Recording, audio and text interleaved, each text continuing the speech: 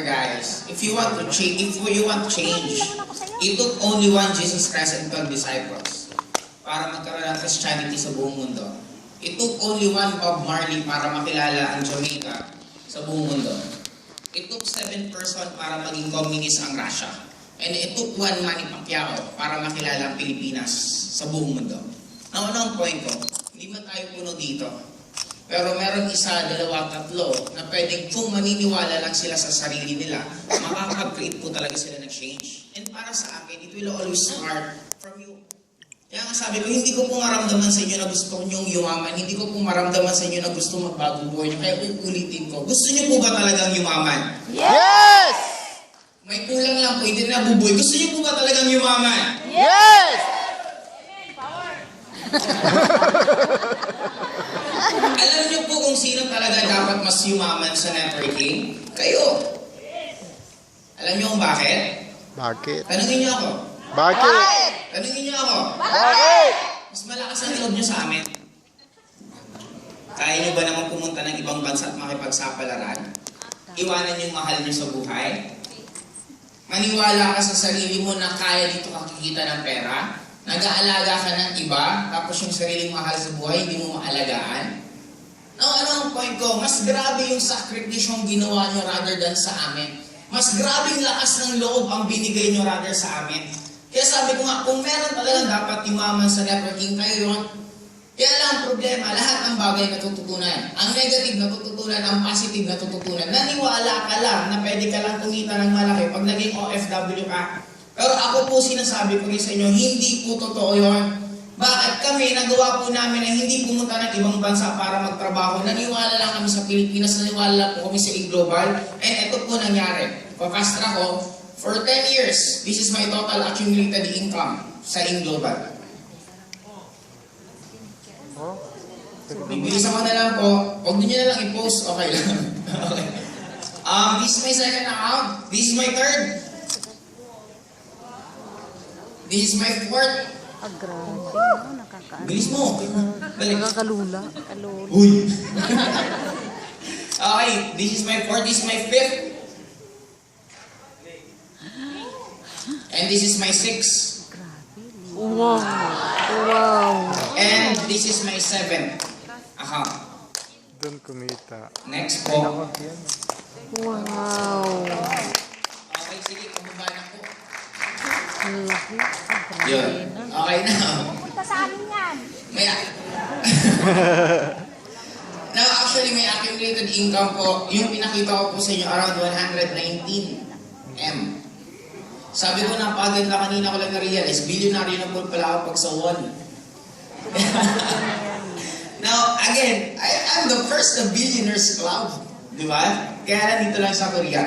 Now guys, isa lang po gusto kong sabihin sa inyo. Masarap po ba yung mga buhay na nakita nyo kanina? Masarap po ba nakitain nyo rin kinikita nila?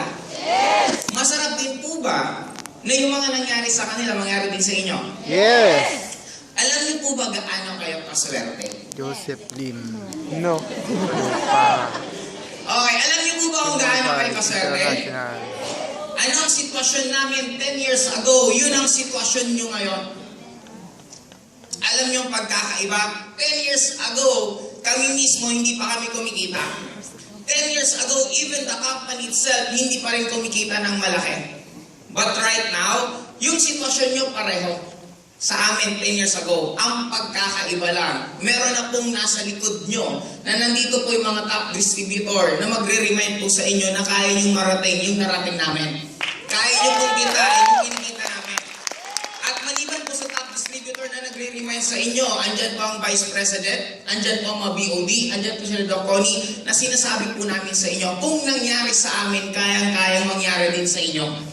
Na para po sa akin guys, gusto nyo po talagang yumaman ng sobra? Yes! Ba't hindi ko malang maramdaman? Ito po ba yung mga taong gustong yumaman? Gusto nyo po ba talagang yumaman ng sobra? Yes! Gusto nyo po ba talagang yumaman ng sobra? Yes! Now for me, kailangan yung mahalin ng buong buo ang in-global. Hindi kayo magsasucceed, hindi nyo makuha yung kotse, yung pera, yung travel, kung hindi nyo mamahalin ng buong buo ang aim. Paano nyo mamahalin? Simple lang, kailangan nyo mahalin ng rejection. Kailangan nyo mahalin ang failures. Lahat ng tao naging successful, they have one thing in common. They love what they're doing. Hindi ka magsasucceed sa ganitong business kung hindi ka napupuyat, hindi ka nai-injan, hindi ka nagugutom, hindi ka nare-reject, hindi ka magsasucceed sa ganitong business. Now, para sa akin, kailangan mo siyang mahalin ng buong buo. Mahalin mo ang injan, mahalin mo ang rejection, but end of the day, the moment mahal mo, ginagawa mo, magugulat ka. Isang araw, pwedeng marating mo lahat ng narating namin. Kaya para sa akin guys, simulan nyo po ngayong araw na to. Sige, tuloy nyo po muna yung palakpak nyo. Guys, kalimutan nyo na 1 year ago, 2 years ago ka ng member, kalimutan mo yun.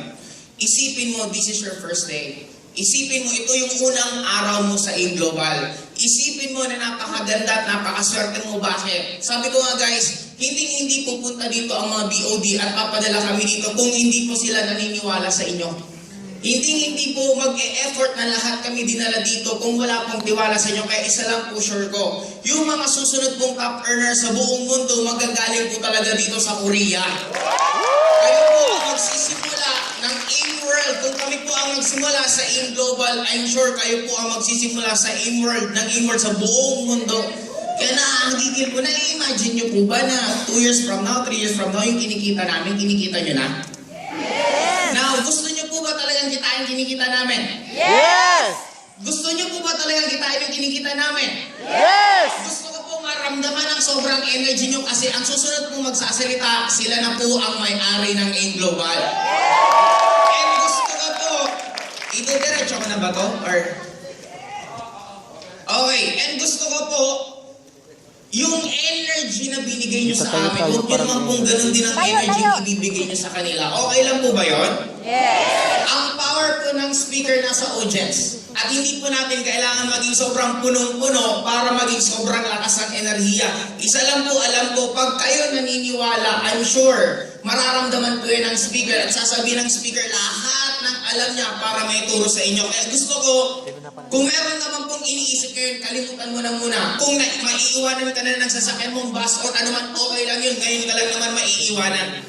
But isa lang sigurado ko, yung matututunan ng taong to, yung matututunan mo sa taong to, yun ang hindi mo na makakalimutan. Bakit? Hindi mo na kailangan pang maiwanan ng bus kasi sigurado ko darating ang oras, ikaw na po ang nagkokontrol ng buhay mo. Okay lang po ba yun? Kaya para po sa akin, yung energy nyo po hindi ko talaga maramdaman. Gusto ko po baguhin natin yan. Itodo mo ng lahat. Ang iniisip mo, ito na lang yung magiging mundo mo. Isipin mo yung lakas ng loob. Kasi sabi ko, ang OFW po ba, sila po ba ang makabagong bayani? Yes! Ang OFW po ba ang makabagong bayani? Yes! Ako po ang networker, ang totoong makabagong bayani. Bakit? Kami po ang tumutulong para ang mga OFW mag-for good na sa Pilipinas at makasama nila yung mga mahal nila sa buhay. Since tayo po ang makabagong bayani ng mundong to, kailangan yung sobrang lakas at i-welcome tong taong to. Kasi guys, darating ang time. Hindi lang po pamilya nyo ang bubuhayin nyo, hindi lang pamilya nyo tutulungan nyo, kung hindi yung mga iba't ibang kapwa nyo OFW, tutulungan nyo rin po sila na mangarap ulit at lumakas ulit ang loob nila na pwede pa sila magbago ang buhay nila kahit nasa Pilipinas. Okay po ba yun? Kaya pag sinabi ko pong 1 milyon, isang palapak, okay lang po ba yun? Yes! Gusto ko itodo nyo po ng sobra-sobra kasi ang power ng speaker nasa... Audience! Okay, 1 milyon! Woo! Hindi ko po maramdaman. Gusto ko pag 1 milyon may ganyan. Okay lang po ba? 1